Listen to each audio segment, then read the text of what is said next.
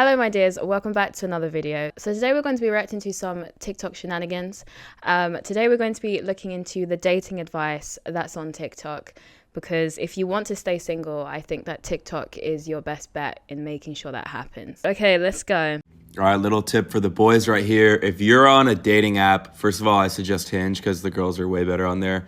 But if you're on a dating app and you want to like level up your fucking profile, put some energy into it. Put something funny, okay? Don't look like a douchebag the whole time. It's okay to look like a douchebag a little bit, but add some humor to it. So like, here's an example. I'm exposing myself right now because I'm trying to help you guys out. Here's an example of like my audio message on there. One of the biggest green flags I look for in a girl is definitely when she can... Yo, grandma, get back in your cage right now. It is not time to eat yet. Right, like that's something that catches someone's attention. It's obviously a joke, but it's funny. Here's another thing right here. I take pride in having more self-control with girls at the club than I do with a basket of bread at the table. Okay, like it's funny. So you have to add some humor in there. You have to make your account look standout-ish because everybody else looks the same. Okay, I am so sorry, but if you put this on your dating profile and you are not attractive, you are probably going to get locked up. So as optimistic as he was and as nicely as he was to trying to help, I do think that all of the advice he just gave only works if you present yourself very well. So you look good and you look attractive. I think that's the only... I think that's the only way you can get away with these kind of jokes, to be honest with you. And this is why I say people should try and meet people in the real world, not on dating apps. If you want someone to like you more, there are some really specific psychological things you can do that can actually make a world of difference. As a relationship therapist, I've literally spent my career studying the art of attraction and human psychology, so I know that these things work. The first thing you're gonna do is take advantage of the reciprocal liking concept. When you see them in person, you are gonna act so genuinely excited. Oh my God, I'm so excited to see you and catch up on all the things we talked about last time. You're probably thinking, but Kimberly, like, shouldn't I be playing it cool? Like, shouldn't I be waiting for them to come and talk to me? And the answer is absolutely not. You're gonna treat them like you have a very special connection. And this is because our brains are psychologically primed to like people more when we know that they like us and think we're a good person. I actually think that's true. I think when you tell people you like them, it makes them more likely to like you. But I think the reason why this works is because sometimes you've just never thought about someone in that way before.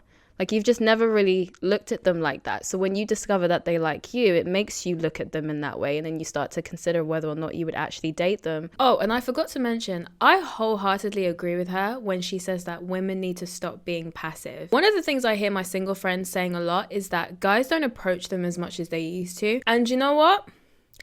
I don't blame them. I think a lot of guys are just scared to catch a case, especially nowadays that simply giving a girl eye contact qualifies as sexual harassment in some people's eyes. I don't blame guys for being a bit more cautious because they don't know which girls are okay with being approached and which ones are going to blast them all over social media and call them a creep. Now, this has been terrible for the women who don't mind being approached, and this is why I feel like women are going to need to start being a little bit more proactive in terms of their dating life and be the ones to initiate contact, because then the guy is going to feel more comfortable to pursue you romantically if you show interest in talking to him. You don't have to be super bold and ask for his number. Notice something about him and use it to spark up a conversation and then just see what happens.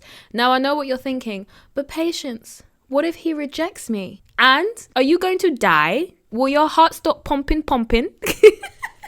Look, rejection is a part of life, and the people who get the furthest in life are the ones who don't allow rejection to stop them from pursuing the things that they want. So personally, what I would say to that is, yes, there are going to be some guys who reject you, but you are going to just have to dust yourself off and move on to the next one.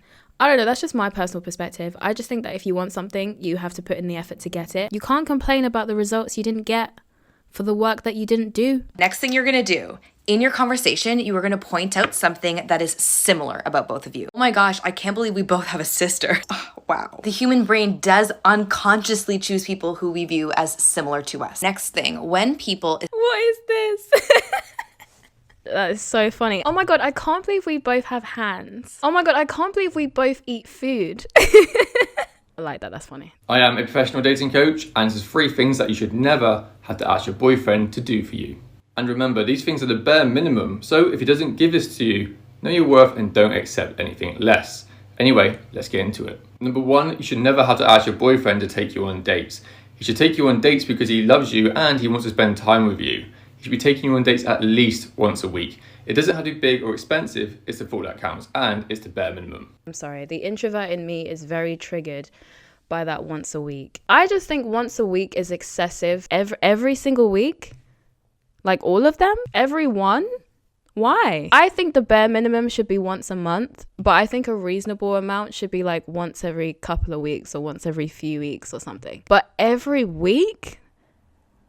No, especially not in this economy. And what's even crazy about it as well is that he said that you shouldn't have to ask him to take you on a date once a week. This is something that he should want to do because he loves you. And I don't think it means he doesn't love you if he doesn't just read your mind and take you on a date once a week. I think he's just trying to avoid poverty. I'm afraid he should be doing this because he loves you and he wants you to feel like you're wanted. You should never have to ask your boyfriend to give you physical or verbal affection. It depends. People are raised differently. Some people come from households where they're super affectionate, super lovey-dovey. They say, I love you all the time and all that kind of stuff. And some people come from households where that's not the norm.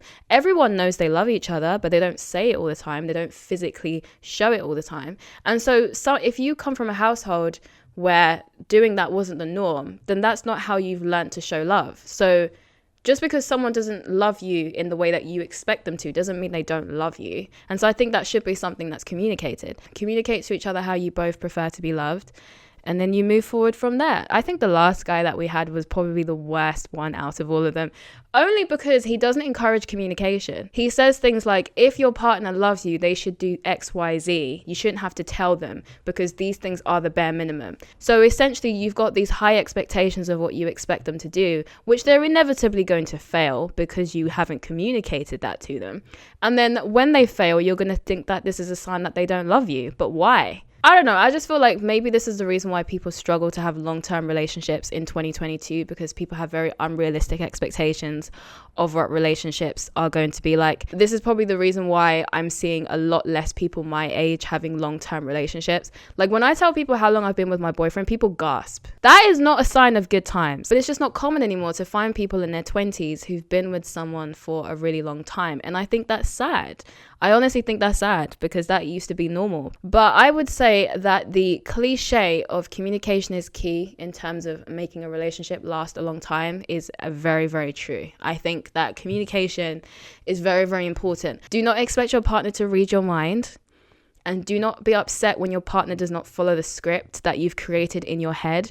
Do not expect your partner to do things that you never asked them verbally out loud to do. And if something bothers you about your partner, say it there and then. Don't keep it in and then explode at some point randomly. And the next thing you know, he's sitting down having a lecture. You've brought out a whole PowerPoint presentation of all the other things that he's done, but you never told him at the time. But now it's all coming out. And I'm not judging you if you have done this, by the way. I think everyone does this in the early stages of their relationship because you feel uncomfortable rocking the boat, so you don't feel comfortable to express things that are annoying you, and then eventually you will blow up and then you'll start saying all of the things that have annoyed you that you never said at the time. But I can tell you now that your relationship would be better off if you just said it there and then rather than allowing them to build up, because then you just become resentful. And that's not good for any relationship. But relationships are a learning experience. I think every single person who's in a relationship, who's been married for a long time or been in a relationship for a long time, is figuring it out day by day. And so you're going to make a lot of mistakes along the way and you're going to bump heads along the way. But that's why I think grace is really important, and understanding and communication and all of those things I think will help you get through. If you are a reasonable person and you're in a relationship with a reasonable person, there is no reason why you guys can't be together for a very long time. So good luck out there. But that's it for this video. This video was actually quite fun. But if you like this video, then you may as well like and subscribe. I am also on other socials if you want to check me out there. As always, thank you very much for giving me your time today, and I will see you in my next video.